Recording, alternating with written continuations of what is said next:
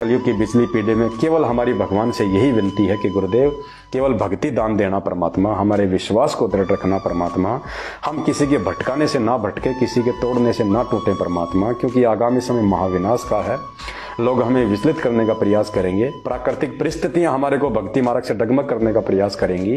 हे परमेश्वर, आप हमारे रक्षा कवच बन के परमात्मा हमारे इर्द गिर्द रहना, शब्द रूप में हमारे साथ में रहना। गुरुदेव, आपके सिवा धरती पे हमारा कोई ठिकाना नहीं, हमारा कोई यारी नहीं, कोई रिश्तेदारी नहीं। भगवान, हम राजनेताओं के रिश्तेदार नहीं है परमात्मा, हम तो अपने रिश्तेदारों के भी रिश्तेदार नहीं रहे जब से आपका ज्ञान मिला, आपका ध्यान मिला है परमात्मा।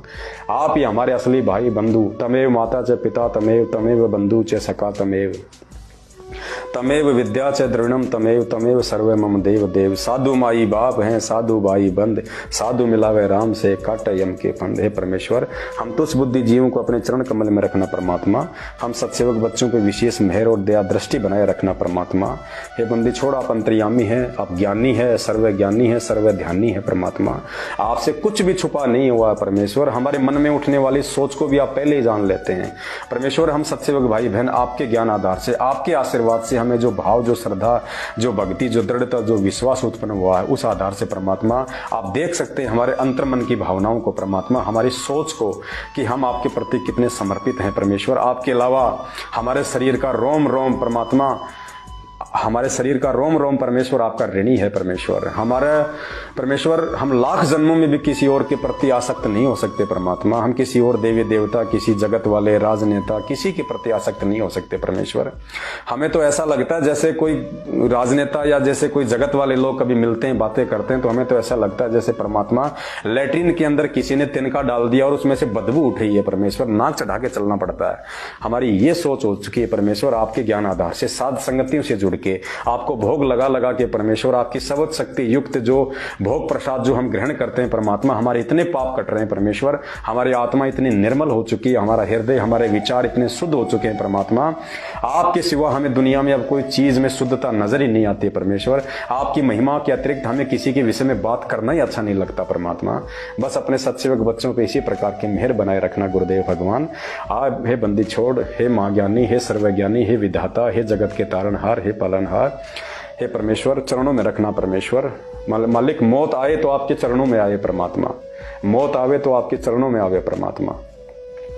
अगर हम नीचों का ऐसा कोई कुसंस्कार हो परमेश्वर, वैसे तो आप टाल देते हो परमात्मा, फिर भी यदि परमात्मा ऐसा कोई कुसंस्कार यदि हम नीचों का हो कि आपके चरणों से दूर होना हो, सुई के नोक जितना भी, तो परमेश्वर उसी क्षण हमारा ये मानव तन छुड़वा देना परमात्मा, और तुरंत हमें अपने चरणों में लेना, हमसे भक्ति करवाना परमात्मा। लेकिन आपके अतिरिक्त परमेश्वर हमारा और कोई ठोर ठिकाना नहीं है परमेश्वर। हमें खुद ही अच्छा नहीं लगता कहीं और किसी के विषय में बात करना। कहते हैं कथा करो करतार की, सुनो कथा करतार, आन कथा सुनिए नहीं कहें कबीर विचार। हे परमेश्वर, हमें आप ही प्रिय हो, आप ही अच्छे लगते हो, आप ही के शब्द, आप ही की वाणियां, आप ही की महिमा, आप ही की चर्चा, आप ही को भोग लगाना, आप ही के विषय में बात करना, आप ही की शरण में रहना। बस परमेश्वर, हमारे जीवन का केवल एकमात्र यही मकसद बच गया है। अब आगे जितने भी श्वास आपकी तरफ से शेष हैं परमेश्वर, प्रत्येक श्वास में आपकी याद बनी रहे, आपका स्मरण होता रहे परमेश्वर, और आपके चरणों में परमेश्वर उस मृग की तरह परमेश्वर आपके चरणों में आसक्ति लगाते हुए हमारे प्राण छूट जाए परमेश्वर। और हमें तो इतनी खुशी है कि परमात्मा कब वो महाविनाश का समय आएगा, कब वो जो है महामारियों का वो दुर्दांत समय आएगा परमेश्वर, जिसके बाद आप बाहर आने वाले हो, हमें साक्षात अपने शारीरिक रूप में आप जी जो है दर्शन देने वाले हो। हम तो परमेश्वर उस विनाशकारी समय का इंतजार कर रहे हैं परमेश्वर, क्योंकि उस विनाशकारी समय के आए पहले आप नहीं आने वाले। तो परमेश्वर चाहे कल ही वो विनाशकारी समय आ जाए परमात्मा, बस हमें तो आपके दर्शनों की अभिलाषा है। और परमेश्वर कहते हैं आपका जो भगत होगा, जो मर्यादा में होगा, मौत से नहीं डरता परमात्मा। मौत को तो वो अपने सिरहाने लगा के सोता है, मौत को तो अपनी सहेली मानता है वो। जिस मरने से जग डरे मेरे मन आनंद, कद मरूं कद पाऊं ये पूर्ण परमानंद। कब मुझे मेरे परमेश्वर अपने सतलोक लेके जाएंगे, और कब लेके जाएंगे? जब हमारा शरीर छूटेगा, जब मौत आएगी। तो हम तो उस मौत का दिवाली होली की तरह स्वागत करने के लिए खड़े हैं कि परमेश्वर अगर भक्ति पूरी हो गई हो, हम यदि आपके साथ सतलोक जाने के योग्य हो गए हो परमात्मा, इसी समय ये शरीर छुटवा दो और ले चलो परमात्मा। हमें मौत का डर नहीं है परमात्मा, हम तो चाह रहे हैं कि वो कब आवे मौत, ताकि हम अपने परमेश्वर को प्राप्त करें। तो परमेश्वर इस प्रकार के भाव हमारे आपके श्री चरण कमलों के प्रति हमेशा बने रहें परमात्मा।